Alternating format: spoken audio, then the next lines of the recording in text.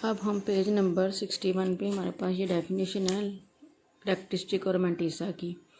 The logarithm of any number consist of two parts. अब कोई भी नंबर है, जब हम उसका लॉगरिथम लेते हैं, लॉग की उसकी वैल्यू निकालते हैं, तो उसमें हमारे पास टू पार्ट आते हैं।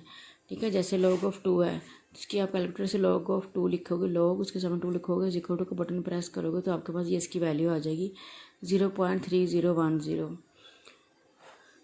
इसमें देखें दो पार्ट्स हैं, एक पॉइंट से पहले वाला पार्ट और एक पॉइंट के बाद वाला पार्ट। ठीक है, पॉइंट से पहले वाले पार्ट को हम इंटीग्रल पार्ट कहते हैं और पॉइंट के बाद वाले पार्ट को हम डेसिमल पार्ट कहते हैं। तो जो इंटीग्रल पार्ट होता है ये इसका करेक्टरिस्टिक होता है और जो डेसिमल पार्ट होता है वो मैंटिसा होता है। ठीक है, ये दो पार्ट्स हैं, इंटीग्रल पार्ट और डेसिमल पार्ट, पॉइंट के बाद वाला डेसिमल पार्ट। अब यहाँ 0 के बजाय 1 2 3 कोई भी नंबर 0 से लेकर 9 तक हो सकता है। ठीक है, तो ये पॉइंट से पहले इंटीग्रल पार्ट होता है और पॉइंट इसको करेक्टरिस्टिक बोलते हैं, और पॉइंट के बाद वाला जो है जो होता है ये मैंटिसा होता है, डेसिमल पार्ट है, इसे मैंटिसा कहते हैं। अब ये देखें, यहाँ से हम पहले करेक्टरिस्टिक की डेफिनेशन पढ़ेंगे। The logarithm of any number consist of two parts and integral part which is positive for a number. Integral part जो कि हमेशा पॉजिटिव होता है, which is positive for a number greater than 1, जो 1 से बड़े नंबर के लिए पॉजिटिव होता है, and negative for a number less than 1, और 1 से छोटे नंबर के लिए वो नेगेटिव होता है। इस called characteristic of logarithm of number. यहाँ तक इसकी डेफिनेशन है। Characteristic of logarithm of number, ये इसकी हेडिंग है, इसकी definition characteristic of logarithm of number, यहाँ से लेके यहाँ तक इसकी डेफिनेशन है। अब मैंटिसा की डेफिनेशन है, लेकिन उसके साथ ये लाइन आपने ऐड करनी है। The logarithm of any number consist of two parts, a decimal part which is always positive. Decimal part, अब यहाँ से हमें ये भी लिखा विच इज़ ऑलवेज पॉजिटिव, वो डेसिमल पार्ट हमेशा पॉजिटिव होगा, वो कभी नेगेटिव नहीं हो सकता। ठीक है, करेक्टरिस्टिक नेगेटिव हो सकता है, पॉजिटिव हो सकता है, लेकिन मैंटिसा ऑलवेज पॉजिटिव है, नेगेटिव नहीं हो सकता। Is called mantissa of the logarithm of the number. यहाँ तक ये लाइन इसके साथ ऐड करनी है। ये mantissa of logarithm of a number की डेफिनेशन है, इसको हम मार्क कर लें। ठीक है, उसके बाद ये characteristic logarithm of number greater than, अब 1 से बड़े नंबर के लिए जो करेक्टरिस्टिक होगा ना वो हमेशा पॉजिटिव होता है। ठीक है, पॉजिटिव होता है, और 1 से छोटे नंबर के लिए जो करेक्टरिस्टिक होता है वो नेगेटिव होता है। ये इसकी डिटेल उन्होंने दी हुई है, ये डिटेल आप पढ़ लीजिएगा। ठीक है, अगर नहीं समझ आएगी तो क्लास में मुझसे कल पूछ लीजिएगा। वैसे मैंने आपको बता दिया कि जो नंबर 1 से बड़ा है उसका करेक्टरिस्टिक हमेशा पॉजिटिव होता है। अब ये उन्होंने डिटेल दी थी कि first part of above table shows that a number has 1 digit in the integral part, then the characteristic is 0। अब अगर उसके कोई भी नंबर है जिसका हमने लॉग लेना है, जैसे देखो हमारे पास ये नंबर है, इसका हमने लॉग लेना है। अब पॉइंट से पहले अगर 1 डिजिट है तो उसका करेक्टरिस्टिक 0 होगा। अगर पॉइंट से पहले 2 डिजिट है, इनका लॉग लेना है हमने। ठीक है, ये नंबर आम है, इसका लॉग लेना है। तो लॉग लेते हुए हम देखते हैं कि पॉइंट से पहले जितने डिजिट होते हैं उससे कम करेक्टरिस्टिक होता है, इसका करेक्टरिस्टिक 0 होगा। पॉइंट से पहले 2 डिजिट हैं तो उसका करेक्टरिस्टिक 1 होगा। पॉइंट से पहले, इसमें पॉइंट है, इसका मतलब एंड में पॉइंट है। ठीक है, पॉइंट से पहले 3 डिजिट हैं तो करेक्टरिस्टिक 3 होगा, करेक्टरिस्टिक 2 होगा। पॉइंट से पहले 4 डिजिट है तो करेक्टरिस्टिक, यानी पॉइंट से पहले जितने डिजिट होंगे उनसे एक कम करेक्टरिस्टिक होगा। अब 1 डिजिट है तो उससे कम करेंगे तो 0 बचता है, तो इसका करेक्टरिस्टिक 0 है। ठीक है, वैसे करेक्टरिस्टिक फाइंड करने के लिए इस तरह भी हम फाइंड कर सकते हैं। दूसरा ये है कि अगर आप नंबर को साइंटिफिक नोटेशन में लिखें, जो 10 की पावर होती है ना, उस नंबर का करेक्टरिस्टिक होता है। ये देखो, इसको साइंटिफिक नोटेशन में लिखेंगे 1.02 10⁻⁴ आएगा, क्योंकि ऑलरेडी 1 नॉन 0 डिजिट के बाद पॉइंट है, तो यहाँ इसका करेक्टरिस्टिक 0 है। अगर पॉइंट से पहले 2 डिजिट में करेक्टरिस्टिक 1 होगा। इसे साइंटिफिक नोटेशन में लिखा, ये देखिए 1 डिजिट मूव किया पॉइंट को तो 10 की पावर 1 आ गई, अब इसका करेक्टरिस्टिक 1 है। ठीक है, यहाँ इसको उसमें हमने साइंटिफिक नोटेशन लिया 1.02 10⁻² आ जाएगा, तो 2 इसका करेक्टरिस्टिक है।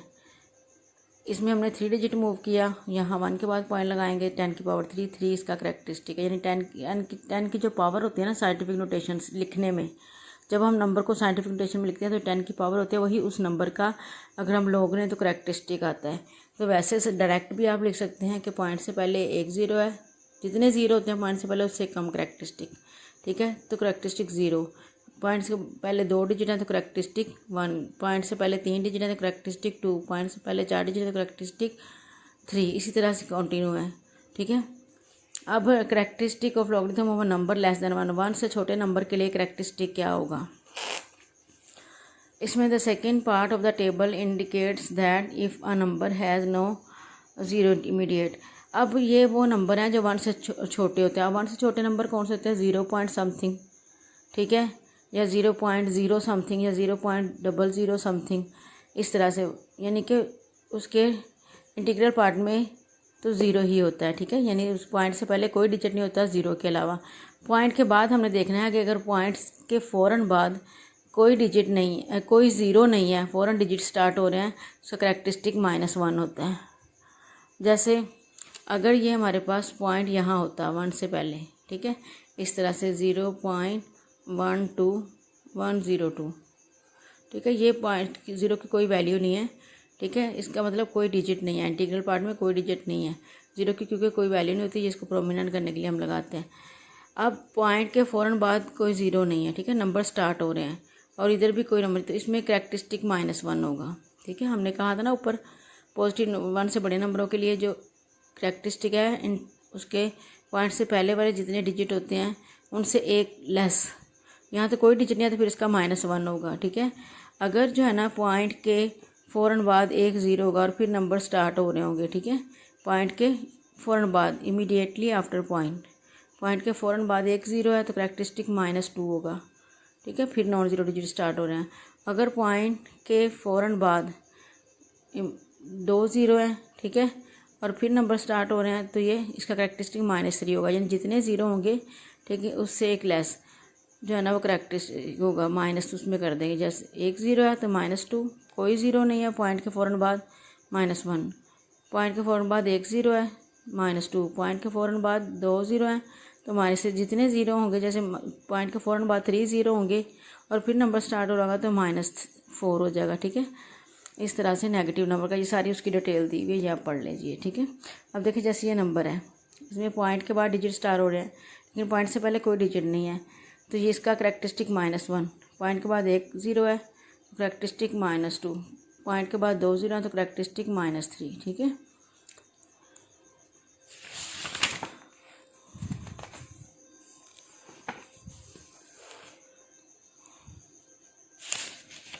इसके बाद हम एक्सरसाइज पे आ जाएं। बाकी जो है ये डिटेल हम कैसे मैंटीसा फाइंड करते हैं लॉग टेबल से, ये मैं आपको क्लास में पढ़ाऊँगी। अब हम एक्सरसाइज में आ जाते हैं। एक्सरसाइज का जो है ये सारे क्वेश्चन जो है ना वो डिटेल पढ़ने से हम सॉल्व कर सकते हैं। इसमें क्वेश्चन नंबर 4 इनमें डिफरेंट है, जिसकी डिटेल पीछे से रिलेटेड नहीं है, तो ये हम करेंगे। क्वेश्चन नंबर 4 में क्या है, what replacement for the unknown in each of following make the statement true. इनमें से, यानी इसका इट मीन कि हमने इसमें जो अननोन है उसकी वैल्यू फाइंड करनी है। जैसे फर्स्ट पार्ट में एल की वैल्यू फाइंड करनी है, सेकंड में ए की वैल्यू फाइंड करनी है, थर्ड में एन की और फोर्थ में पी की। तो इसे हम सोल्यूशन के बाद रीराइट करेंगे। ये देखें लॉगरिथमिक फॉर्म में हमें दिया हुआ है। ठीक है, ये कौन सी फॉर्म है, लॉग लिखा हुआ है तो लॉगरिथमिक फॉर्म है। इसे हम एक्सपोनेंशियल फॉर्म में लिखेंगे। एक्सपोनेंशियल फॉर्म मतलब लॉग ख़त्म करके पावर की फॉर्म में। और वो कैसे करेंगे, एक्सपोनेंशियल फॉर्म में जब हम लिखना होता है तो ये बेस ही रहती है। ठीक है, और ये एल दूसरी तरफ जो नंबर होता है वो इसकी आके इस बेस की पावर बन जाती है, और जो जिसका लॉग होता है वो नंबर राइट साइड पर शिफ्ट हो जाता है। ठीक है, लेफ्ट साइड वाला नंबर इस बेस की पावर बन जाती है, और जो लॉग जिस नंबर का लॉग है वो राइट साइड पर शिफ्ट हो जाता है, एक्सपोनेंशियल फॉर्म बन जाती है। इसे हमने सोल्यूशन के बाद देखिए रीराइट किया, सोल्यूशन के बाद हमने इसे रीराइट किया। ठीक है, अब ये लॉगरिथमिक फॉर्म है तो हमने इसे एक्सपोनेंशियल फॉर्म में लिखा, writing in exponential form. 3 base है लॉग की, तो ये एल इसकी पावर बन जाएगी, इधर आके लेफ्ट साइड पे आके बेस की पावर बन गई, और इसका 81 जो है नंबर है लॉग के सामने, ये राइट साइड पर शिफ्ट हो गया। ये एक्सपोनेंशियल फॉर्म आ गई हमारे पास। अब हमारा अननोन देखिए पावर में है, इसकी बेस 3 है, तो हमने इधर भी बेस सेम करने, क्योंकि बेसिस सेम हो तो पावर्स को हम इक्वल ले सकते हैं। ठीक है, पावर सेम हो तो बेसिस को इक्वल ले सकते हैं। अब ये बेस 3 है तो यहाँ भी हमने 3 बेस बनानी है। 81 के हम फैक्टर बनाते हैं, तो देखो 3 2 ज़ार, क्योंकि 1 है ना ऑड नंबर है, 2 पर तो डिवाइड नहीं हो सकता, 3 पे हो सकता है। 3 2 ज़ार 6, यहाँ से 2 बचा, इधर आके 21 हो गया, 1 के साथ लग गए।